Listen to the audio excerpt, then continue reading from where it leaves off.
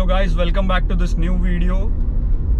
This one is going to be a very special one. You can trust me on this because in this video we are going to review my Tata Altroz iTurbo Dark Edition.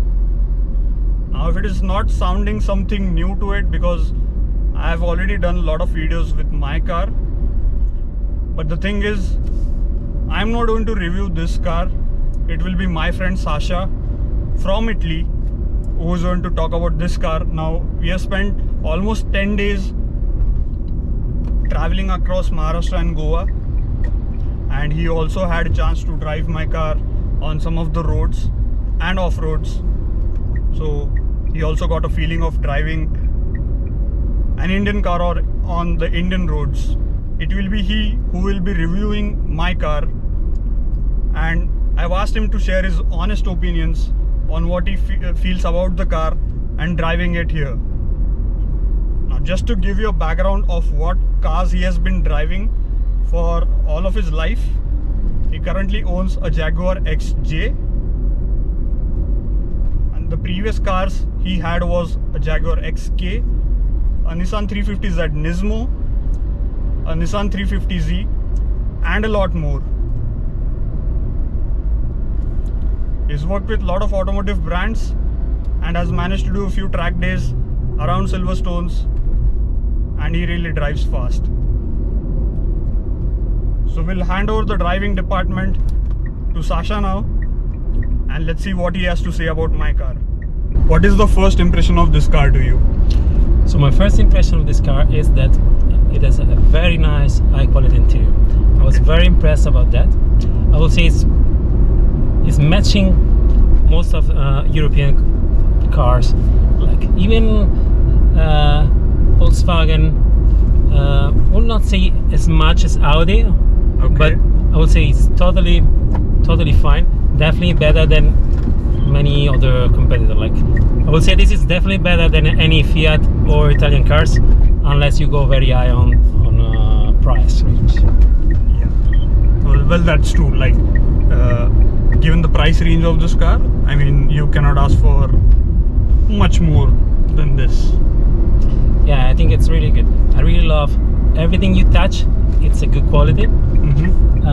Everything you feel, it's a good quality. So whereas, it's important. The steering wheel, it's a nice feeling.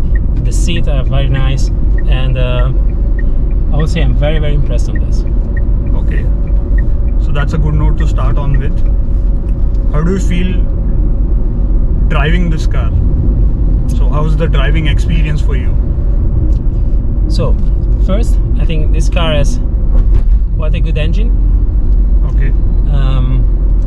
It moves quite fast on the corners. Okay. If I will be a bit picky, the only place where I think they could improve a little bit will be on the steering wheel. The steering wheel is nice, it's precise, but on the center is a little weak. Nothing crazy, very good for a city car, but this is the only place where I think they can make a little bit better. Okay, at the center you mean? In the center, if I go start to steering, it's a bit big. It's not very direct. But then when you start, to turn, then the feeling on the suspension and the feeling on the car is very good. So my feeling is that I can trust the car. If I want, I can push it. In the corners? In the corners. Okay. And it's also very comfortable. So for long trips, suspension are very nice, very balanced. So I'm also very impressed about those things. Okay, you mentioned long trips. So we drove from Pune to Goa, which is roughly, like, this is south of Goa, so we roughly drove around 520 kilometers. There were some patches of roads which were quite bad, like the roads didn't exist in that area, and you also managed to drive on those roads, like those bad patches. How is it feeling driving on that? Well, of course you have to be very careful, but I think the car has a very good clearance. So even in the worst case scenario, I think I managed to not touch anything. It was very big surprise to me because the roads are very rough on that part. Okay. And so I was feeling confident, to be honest. Just, of course, you want to be careful with cars, but honestly, it was very good. So you mentioned about the ground clearance of this car. This car sits at 167 centimeters, which some of us feel to be quite low, but you're used to drive the cars on better road but with lower ground clearance. So do you want to elaborate more on the ground clearance of this car? I think, to my experience, this car has a good enough ground clearance for any road we have done. Any big bumpers, any little off-road, it was totally good. You may, I think, if you want more ground clearance, then you need to buy another kind of car. You go for an off-road, then it makes sense to have a higher clearance. But to me, to this kind of car, this is actually very good. Okay. We also had some fun while coming to Goa. We found a good piece of road where we did some high-speed tests. Were you comfortable with that? Like, did you feel confident with the car? Like, if it is handling high speeds easily, or did you feel, nah, it's struggling, or maybe it is losing control? I think this car is quite good on, let's say, medium high speed, as you can find it. As possible to do here, of course. You cannot go crazy. And on those roads, on highway road, on corners, it's totally planted. I will feel confident to go even faster. Let's say if we'll be in some German autobahn, I will not be scared to go under 50 plus with this car. Of course, that would be possible, not here, but that's my experience. I have done a lot of mileage in high speed, and this I will be completely confident of doing this. Okay. Talking about the speeds and the acceleration part, we'll come to the engine. Now this car has 1.2 liter turbocharged petrol engine which pumps out 110 bhp and 140 Newton meters of torque. You also managed to drive on some good part of the roads. And how was your experience? Do you feel that the engine lacks some power? It needs something more? So I think the engine has a good torque. Okay. And I feel over 2500 RPM, it starts to give the best. Okay. Like when you go on lower RPM, it's totally good for cruising, because the fuel economy is very, very good on that range. If you want to push a little bit more, I think it's the best to go over 2500 RPM, and then you get the best of the engine. I think the engine even make a nice noise to be a 3-cylinder, to be honest. Okay. And do you think that this 3-cylinder engine needs any kind of refinement? Because you've been driving a lot of good cars, I would say. You have driven 2 Jaguars, you have owned 2 Jaguars, which are like totally refined engines, and you can barely hear anything. So if you compare that experience with this, how do you think that, like, is there a need for engine refinement? So first, I mean, we have to look for the category of this car. So this is, a nice little city sports car. It's not like a huge car that you need like a 6-cylinder engine or something like this. Okay. I think for this class of car, the engine really doesn't need anything more than that. And what I need anything more than that, I think that it's good. I don't feel that it's lacking something. I don't feel that it's missing.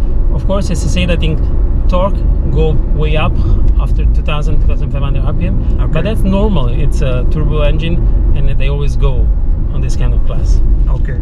So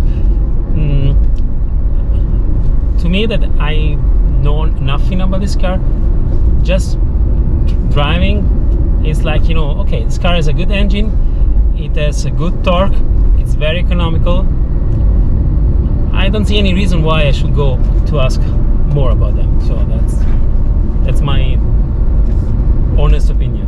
Oh wow.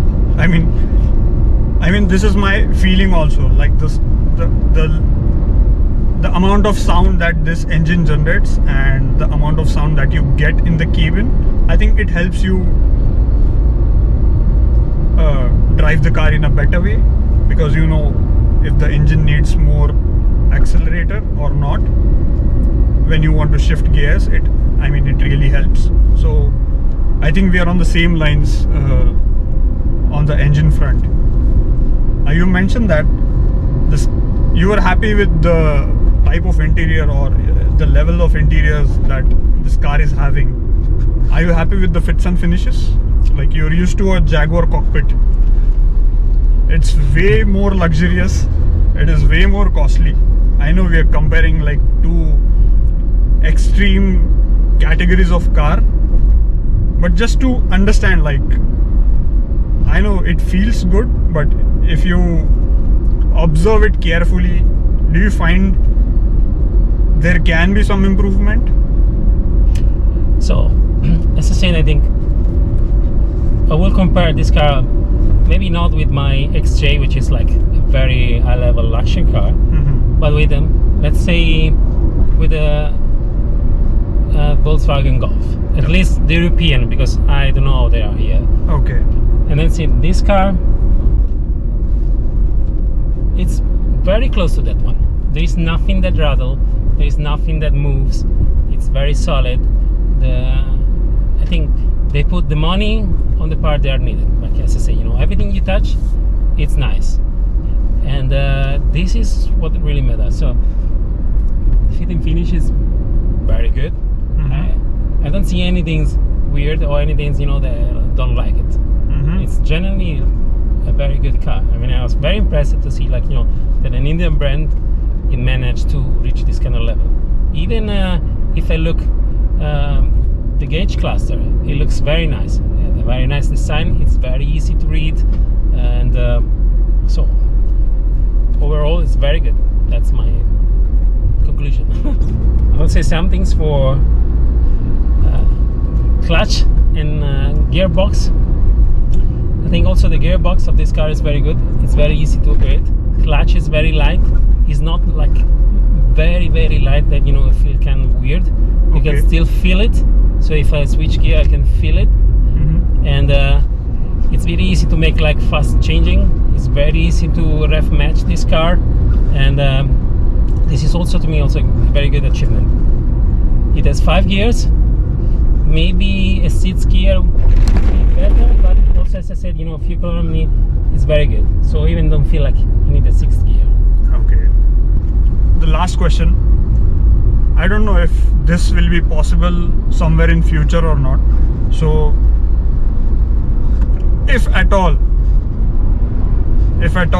the European market starts getting this car, how do you think it will perform? Because this car has gone through the global NCAP testing and it has scored 5 stars.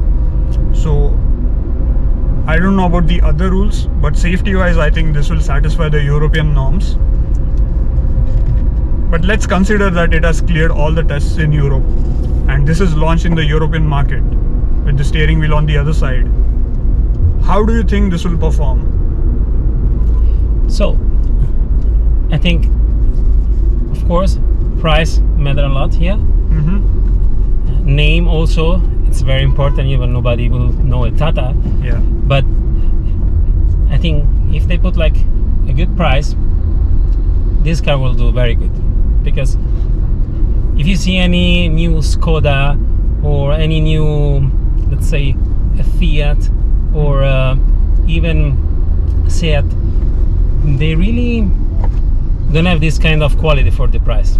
You have to spend really much more to get something that feels like premium. I will not say that this car feel like a premium car, like, you know, a Mercedes, something like this. It definitely feels very high quality for you know, this range of. Okay. So that's something will be basically only on names and price. Yeah. But if you will remove those, especially the name, then I think the car will do very good. Okay. So the great grandfather of this car, which is Indica, the Tata Indica, which was a huge success in Indian market, they sold it in the British market with the name as City Rover. And it kind of did okayish, if I'm not wrong. if something happens like that, like because JLR is now owned by Tata, if they plan to do something like that, I know it is a hypothetical case, will it work then? I think so. Okay. I think so. I mean, we have many Chinese brands now popping up, and people are buying those. So why not a Tata? I would say that this not be Chinese and being Indian is actually a value for most of European people, because like still they see India like something more appealing than China. So everything coming from China, even if it's actually very good, yeah, it doesn't have like a good feeling. But if it's coming from India, you know, it's a new thing. So I think we'll do better. Okay. So if at all this car is launched in the European market, would you like to have this as your second car? So definitely I'm very picky on cars, and I like specific things. But if I would look for a mid-range, nice city car, or even like a nice little fun car, this will be definitely in my short list. First reason is because I really like the interior. Interior quality to me is very nice. Also, it's nappy car. It's nice to go in the corners, feel confident. Actually, right now I'm doing some corners. I really feel like, you know, it's very, really good planted. So I think it will be very, very on my short list. Okay. And probably you may end up buying something like this. Just Oh wow. So if this happens, we might end up having the same cars. yes. So that was it, friends.